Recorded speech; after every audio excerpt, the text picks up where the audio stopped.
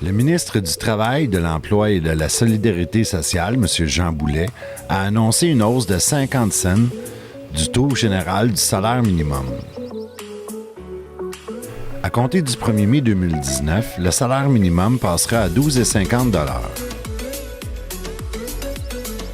La hausse annoncée profitera à 288 200 salariés qui bénéficieront d'une augmentation de 4,17 % de leurs revenus. Il s'agit d'une augmentation annuelle du revenu disponible variant entre 400 et 650 $ selon le nombre d'heures travaillées et la situation familiale des salariés. Le ministre croit que la bonification du salaire minimum favorisera l'incitation au travail et contribuera à réduire l'incidence de la pauvreté.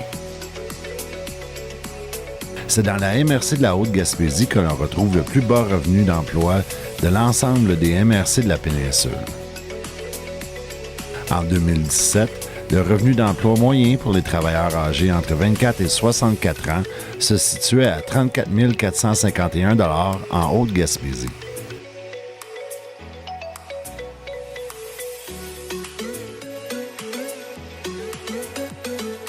Le quotidien Le Devoir a révélé que le premier ministre François Legault souhaite financer les principales promesses électorales de son parti par une compression de 838 millions de dollars dans l'appareil gouvernemental et ce, en une seule année financière.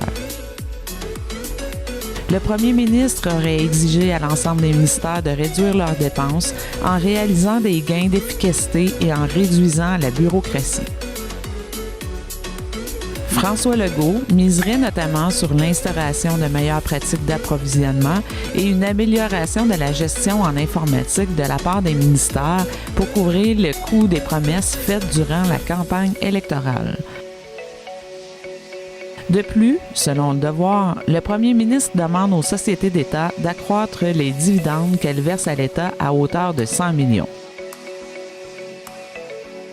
Le gouvernement caquiste s'était notamment engagé à remettre en place un tarif de garde unique, à investir 200 millions de dollars dans les soins à domicile, ainsi que l'uniformisation du taux de taxe scolaire à la grandeur du Québec.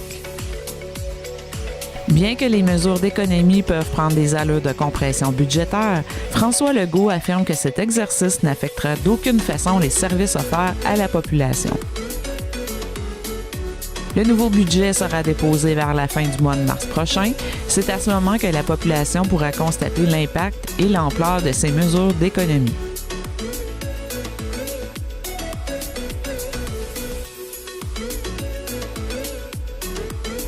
Radio-Canada Gaspésie a révélé que la députée de la Gaspésie-Île-de-la-Madeleine, Mme Diane Leboutillier, aura dorénavant de nouvelles responsabilités en vue de la campagne électorale qui se déroulera à l'automne prochain.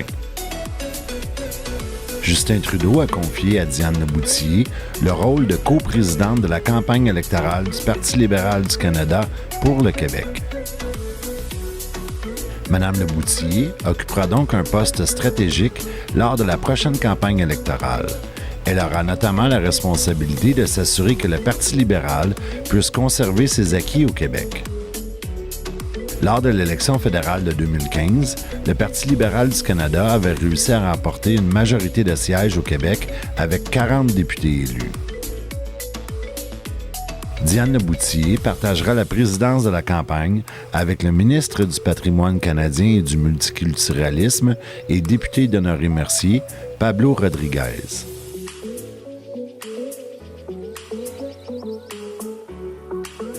Selon l'Observatoire canadien du féminicide, une fille ou une femme a été assassinée à tous les 2 jours et demi en 2018 au Canada. Ce triste constat figure dans le premier rapport annuel présenté par l'organisme qui œuvre principalement à la prévention du féminicide et autres formes d'assassinat basées sur le genre au Canada. Au cours de la dernière année, le rapport précise que 148 filles ou femmes ont été assassinées au Canada lors de 133 incidents.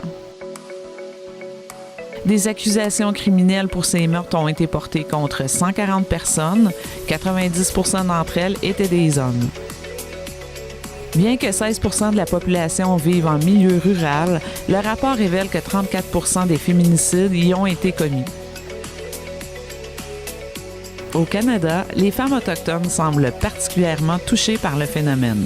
Bien qu'elles ne constituent que 5 % de la population, elles représentent 36 % du total des filles et femmes assassinées au pays.